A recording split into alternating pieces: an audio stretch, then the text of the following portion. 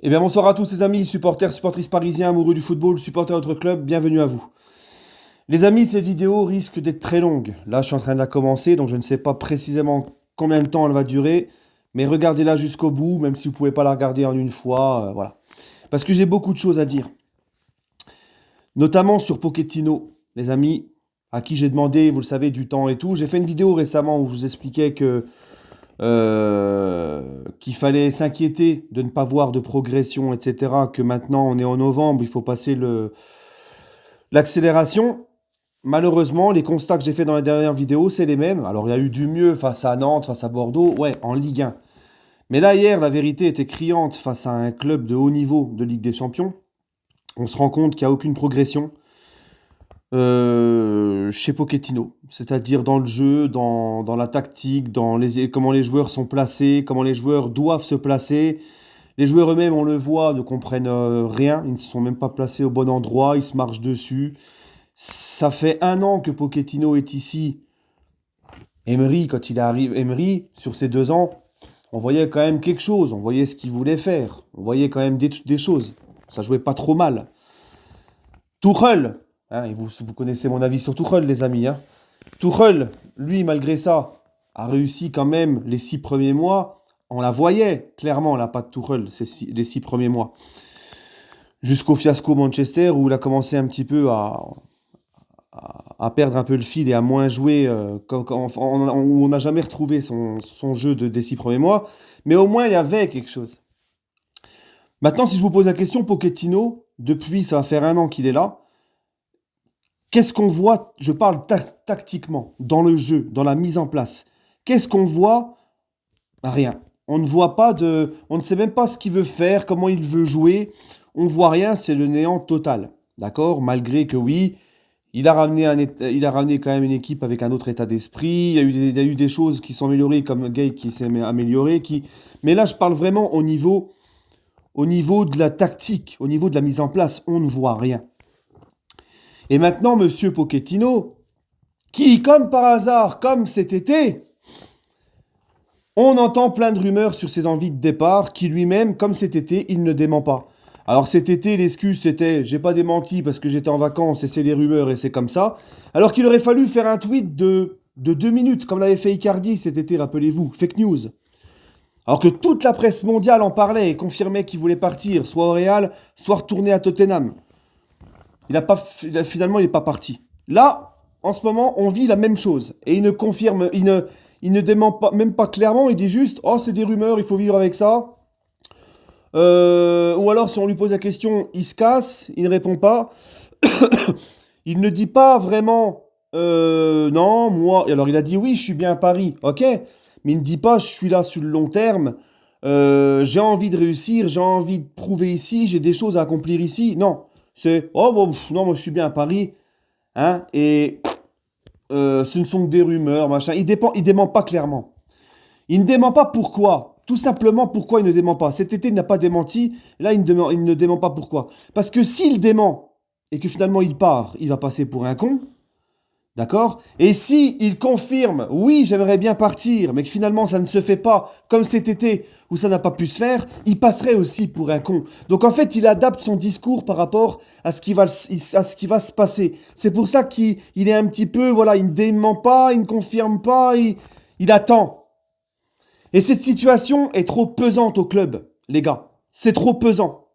Je l'avais dit cet été. Je l'avais dit, ça va faire du mal à cette équipe si vraiment il a voulu partir. Ça fera du mal à ce groupe. Comment veux-tu qu'une équipe progresse et avance avec un mec dont on est sûr de rien, dont il y a le flou autour de son avenir? Comment veux-tu que les mecs veuillent aller au combat pour lui et veuillent adhérer à ce qu'il demande? Moi hier, les gars, je sais, les trois de devant n'ont quasiment, hein, j'entends des trucs, il n'y a pas eu de pressing. Les joueurs de devant, les trois de devant n'ont pas assez défendu, n'ont pas assez fait de pressing. Déjà, ça, faut arrêter, les gars. Depuis quand et à quelle heure on demande à des attaquants de passer leur temps à défendre? Depuis quand on voit ça? Les mecs voudraient des attaquants qui sont limite dans les cages avec Navas ou en poste de libéraux. Depuis quand on demande à des attaquants d'être tout le temps dans son camp et de défendre et de défendre et de défendre? Hein? Depuis quand, déjà? Oui, les joueurs du PSG, les trois de devant, ont moins fait de pressing, etc. Messi, Mbappé. Mais les gars, il faut savoir une chose. Le problème, il est plus profond que ça. Moi, c'est pas les trois de devant en qui j'en veux hier. Hein, parce qu'il faut avoir été sur un terrain de foot pour aussi comprendre certaines choses. Quand tu es sur un terrain de foot, que tu as un coach qui est pas capable de te mettre en place une tactique bien définie, de te faire progresser dans le collectif tactiquement, que tu n'y comprends rien, que les joueurs ne savent même pas comment faire de ce ballon, quoi faire, qu'au milieu de terrain, les mecs sont incapables de ressortir le ballon, qu'on ressort le ballon qu'avec une seule façon, toujours essayer de faire des 1-2 sur le côté, le latéral avec le milieu, et que t'as que cette façon-là pour ressortir le ballon, t'as pas d'autre façon, tout ça c'est le coach, les gars. Et quand, tu vois, quand t'es devant, quand t'es attaquant, et que tactiquement, t'as rien, quand t'as le ballon, tu trouves pas les mecs parce qu'ils sont pas bien placés, tu ne sais pas quoi en faire, ou que les milieux n'arrivent pas à ressortir le ballon, mais au bout d'un moment, tu te lasses, tu baisses les bras, tu te lasses, tu dis allez hop, c'est bon. Tu vois? Les trois de devant, les gars, j'entends, ouais, c'est des problèmes, c'est des problèmes. Il y a des gens qui disent Messi et Neymar, c'est des problèmes pour Pochettino, mais vous êtes sérieux ou quoi? Il aurait fallu quoi, Pochettino? Lui recruter Nolan Roux et Samaritano et pas prendre Messi et vendre Neymar? Hein? C'est ça qu'il aurait fallu faire. Ah oui, c'est vrai que des mecs comme Neymar et Messi, c'est un problème pour tous les coachs. C'est un problème pour mettre en place un collectif et un jeu. Arrêtez de déconner, les gars. Le problème, il est que ce coach n'arrive pas à faire quoi que ce soit avec cet effectif. D'accord? Il est paumé. Parce que même si les mecs de devant, ils défendent moins ou ils pressent moins, tente des choses, passe à autre chose, fais autre chose. Tu peux faire une défense à 3, ça fait combien de temps qu'on la réclame, cette défense à 3? Tente un truc. L'autre, il fait rentrer Kerrer ailier gauche, il fait rentrer Danilo qui a massacré le match. Di Maria, pourquoi t'essaies pas de le mettre dans ce milieu? Y a pas Verratti, y a pas Wijnaldum pour ressortir les ballons et avoir une technique au milieu. C'est tous les mêmes, les trois d'hier au milieu. Trois mecs qui se défoncent, trois mecs qui se défoncent, qui mettent de l'impact, mais qui ne savent pas ressortir un ballon et jouer devant.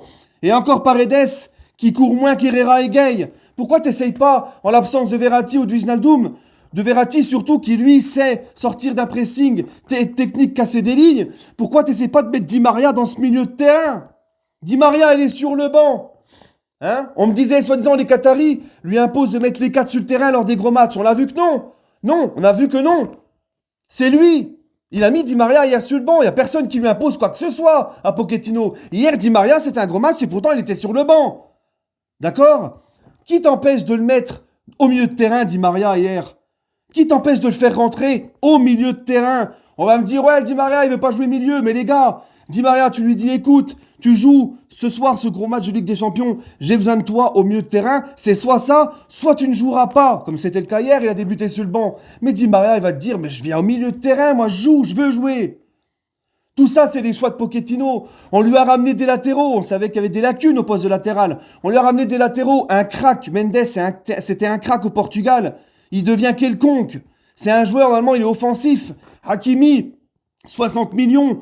Quand il est arrivé, tout le monde était extasié, tout le monde était heureux. Parce qu'on connaît les qualités d'Hakimi. Il faisait peut-être même partie du meilleur à son poste. Quand il arrive au PSG, c'est en train de devenir Thomas Meunier.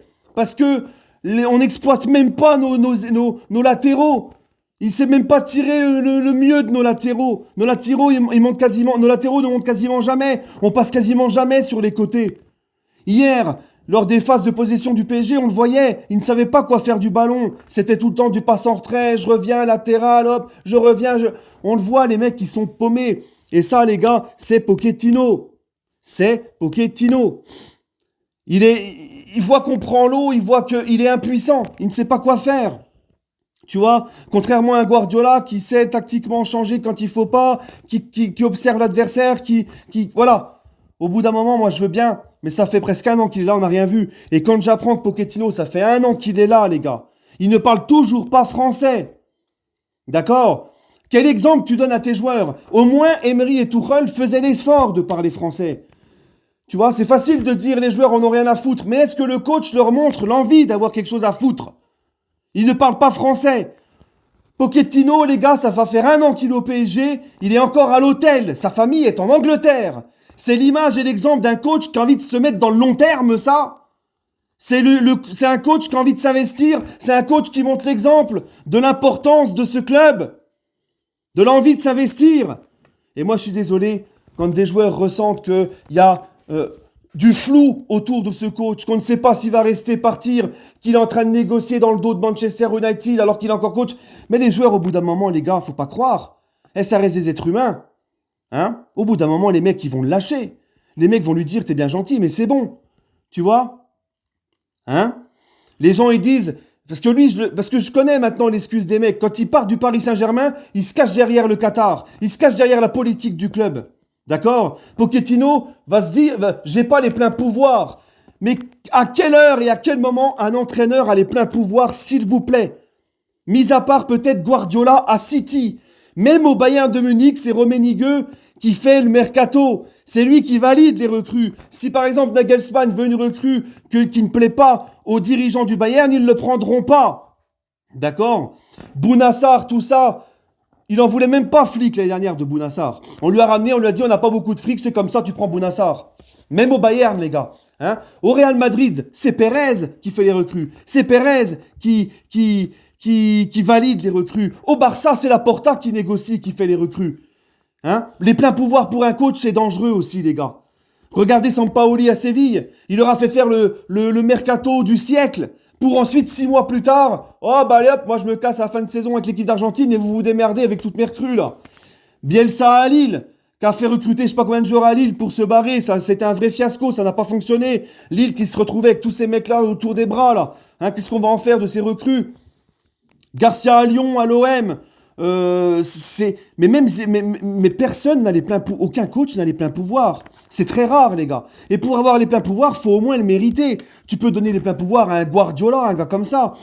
Mais Pochettino qui arrive au PSG, les gars, qui n'a rien gagné, qui a fait une finale de Ligue des Champions, mais qui a finalement rien gagné. Depuis quand tu réclames des pleins pouvoirs au PSG, alors qu'à Tottenham, tu les avais même pas, les pleins pouvoirs. Rappelez-vous, finale de Ligue des Champions, les gars. Finale de Ligue des Champions. Pochettino, juste après sa finale de Ligue des Champions avec Tottenham. Lévy, le président actionnaire de Tottenham, il lui a dit il n'y aura pas de recrues cet été, d'accord, on ne pourra pas te donner les recrues que tu veux, parce qu'il faut qu'on fasse des économies et c'est comme ça. Tu te démerdes. Il a dû se démerder, 3 mois après, ils l'ont giclé. Est-ce qu'il a pleuré là? Est-ce qu'il a pleuré sur la direction des dirigeants de Tottenham? Non, il a même pleuré pour y retourner cet été. Hein? Ça, c'est leur excuse maintenant, ils ont compris. Hein, on critique beaucoup le Qatar, machin. Eh ben, si je réussis pas au PSG, je vais tout mettre sur leur dos. Ça va être la faute de la politique du club. C'est la faute des Qataris. Si t'es pas capable de comprendre qu'il faut un 3-5-2, si t'arrives pas à tirer le meilleur de ce collectif, à avoir un minimum de tactique, je sais pas. C'était la même politique du club. Quand il y avait Tuchel qui a réussi les 6 premiers mois à imprégner sa patte. Quand Emery réussissait à mettre du jeu en place, c'était la même politique, c'était les mêmes dirigeants. Laurent Blanc, les gars, n'avait pas l'effectif qu'on a maintenant, n'avait pas les Messi, les Neymar, les Mbappé. Laurent Blanc, les gars, il avait aussi des égos à gérer. Il avait un mec comme Zlatan. Zlatan, tu sais que Zlatan, c'est un mec qui peut te retourner le vestiaire, les gars. Il peut te foutre le bordel dans un club si ça ne va pas. Zlatan, c'est un égo. On parle de l'ego d'Mbappé, de Neymar et tout, mais Zlatan, attention. Et pourtant, Laurent Blanc, eh ben, il a réussi à mettre en place, au bout de 3 mois, une identité de jeu au PSG. C'était pourtant, il y avait même plus Leonardo, c'était Nasser tout seul qui gérait. Les joueurs, ils se plaignaient, ils l'appelaient, oh, Nasser, ils avaient tous des passes droits. Pourtant, ça n'a pas empêché Laurent Blanc d'avoir un minimum de cohésion dans le collectif et tactiquement. Donc Pochettino, c'est bien gentil, les dirigeants. Mais les gars, au bout d'un moment, moi je veux bien, mais faut arrêter. D'accord? C'est les dirigeants qui demandent aussi à Pochettino d'avoir une communication devant la presse, mais cataclysmique, catastrophique. De nous dire, il faudra qu'on gagne, et pour gagner, il faudra avoir des occasions, s'approcher du but, tirer et marquer. Ah bah merci, ce soir, je vais dormir moins con, gros. Hein? C'est bon au bout d'un moment. C'est bon. Quand on te ramène Messi, quand on te ramène Hakimi, Wijnaldum, quand on te ramène Sergio Ramos, quand on te ramène Donnarumma, quand on te ramène tous les joueurs qu'on a ramenés cet été, je pense que je les ai tous dit, avec en plus des mecs qui ont un profil Ramos, hein, leadership, professionnalisme, joueur irréprochable, qui a gagné plusieurs fois la Ligue des Champions, Messi, pas la peine de le présenter, qui a gagné aussi plusieurs fois la Ligue des Champions, Wijnaldum, qui a gagné la Ligue des Champions, qui était un élément important de Klopp quand ils ont gagné la Ligue des Champions, Hakimi, l'un des meilleurs à son poste quand il arrive, peut-être même le meilleur au monde à ce moment-là, Donnarumma, qui vient de gagner l'Euro, meilleur joueur de l'Euro, avec un état d'esprit irréprochable, grand gardien pour les 10 prochaines années à venir, t'as ton gardien. Quel entraîneur va se plaindre de ça? Et monsieur, ah ouais, mais on lui a imposé des recrues, et machin. Ah bah vous comprenez, on lui a imposé Messi. Ah voilà. Donc le problème c'est Messi. Le match aller contre City quand il te met la lucarne, ou qu'il te met le doublé contre Leipzig quand on gagne 3-2, ou que ce week-end il te marque, il te fait gagner le match en étant décisif sur le deuxième but et en marquant le troisième, ou qu'hier encore il fait la passe décisive à Mbappé. Hein? C'est un problème Messi? Quand t'as un mec comme Messi, il faut savoir le mettre dans les bonnes conditions. Il vient d'arriver, le mec, il est trimballé partout. Il a des milieux de terrain qui ne savent pas ressortir un ballon. Dès qu'il a la balle, on ne sait même pas qui est vers lui pour lui donner le ballon. Les mecs sont même pas à leur poste. C'est incohérent. C'est de la faute à Messi, tout ça. Messi n'a jamais défendu. Messi n'a jamais pressé. C'est pas 34 ans en arrivant au PSG qu'il allait changer, les gars. Hein? La MSN en 2015, revoyez l'interview de Rakitic. Lors de 2015, Rakitic contre le Barça gagne la Ligue des Champions et qui dit on courait 5000 kilomètres pour la MSN, pour les mettre dans les meilleures conditions. La MSN, ils couraient pas partout les gars. Hein. La MSN, c'était pas un pressing, je vais derrière, limite je suis en poste de latéral pour aider mon latéral. Eh les gars, au bout d'un moment, faut arrêter. Hein? Faut arrêter. Messi n'a jamais défendu, Messi n'a jamais fait de pressing.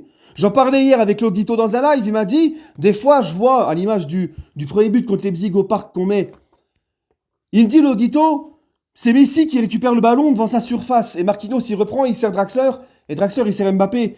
Il me dit, j'ai jamais vu Messi faire ça au Barça moi, après tant d'années. Il est comme ça, Messi. Ça l'a pas empêché de gagner 4 Ligues des Champions. Parce qu'il défendait pas ou il avait moins de pressing. C'est parce qu'à côté de lui, il avait un collectif fort, un entraîneur qui avait une tactique bien définie, une structure bien définie. Hein? Il avait des milieux de terrain qui savaient aussi casser les lignes, jouer de l'avant. Il y avait plusieurs façons de ressortir le ballon. Il y avait plusieurs schémas, il y avait plusieurs systèmes. C'était pas au bout d'un an, on se cherche encore, je sais pas, j'essaie de trouver. Tu vois? Au bout d'un moment, c'est bien beau de taper sur les stars. C'est bien beau de taper sur Messi, dire que c'est eux les problèmes. Mais le problème pour moi, c'est le coach, les gars. Hein? C'est le coach. Dites-moi, Pochettino, qu'est-ce qu'il a tactiquement? Putain, moi, je sais pas, moi, les gars. Hein, je sais pas. Moi, je l'ai beaucoup défendu, Pochettino. Mais au bout d'un moment, c'est bon, ça suffit. Hein? J'aurais dû. Je finirai par ça. Et demain, on fera une vidéo spécialement sur Zizou. Pour voir, parce que pour moi, Zizou, il est clairement PSG compatible. Je vais pas faire le débat aujourd'hui, je le ferai demain. J'aurais dû rester sur ma ligne de conduite. Ça fait combien de temps, les gars? Combien de temps que je vous le dis?